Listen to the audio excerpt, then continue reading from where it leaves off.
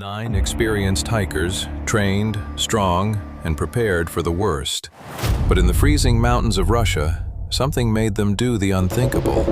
They cut open their tent from the inside and ran, barefoot, into the deadly cold. Days later, their bodies were found scattered across the snow, some with crushed skulls, others missing eyes. No signs of struggle, no clear cause of death. Just one terrifying question. What were they running from? This is the mystery of the Dyatlov Pass incident.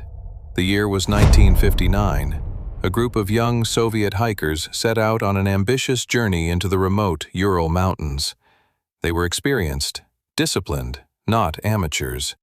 Their leader, Igor Dyatlov, a skilled engineer and a seasoned trekker. Their goal was simple: to reach a mountain known as Otorten, a journey rated extremely difficult. But they were confident because they had done this before. At first, everything went according to plan.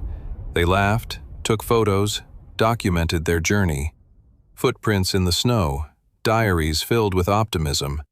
But as they moved deeper into the mountains, the weather began to change.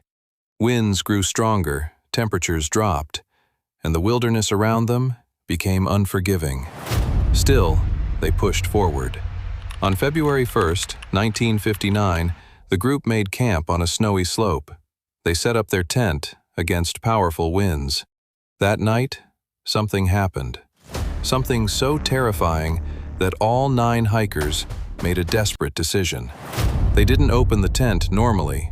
They cut it open from the inside and ran into the darkness, into minus 30 degrees Celsius temperatures, without proper clothing, without shoes. Weeks passed. When the group failed to return, a search party was sent. What they found was beyond disturbing. The tent was abandoned, slashed open from the inside. Inside, their belongings were untouched. Food still there, shoes still there. Outside, footprints, leading away from the tent, as if they had fled in panic.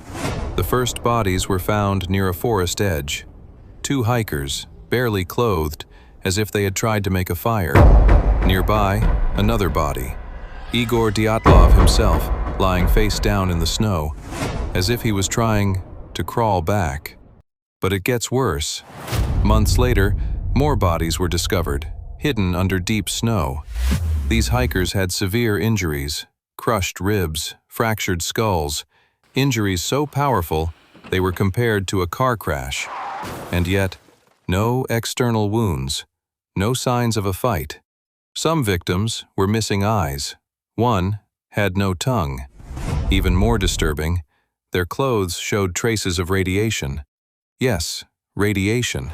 But there was no nuclear explosion, no official explanation, just silence and confusion. So what really happened that night? Some say a sudden snowslide forced them to flee, but there were no clear avalanche signs. Others believe secret Soviet testing, weapons, or explosions that forced them out. And then there are the darker theories.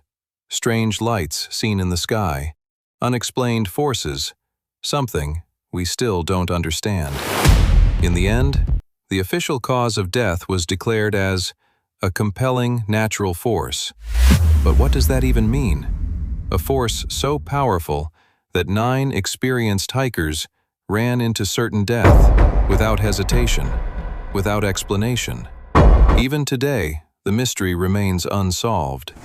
And somewhere, in the frozen silence of the mountains, the truth is still buried beneath the snow.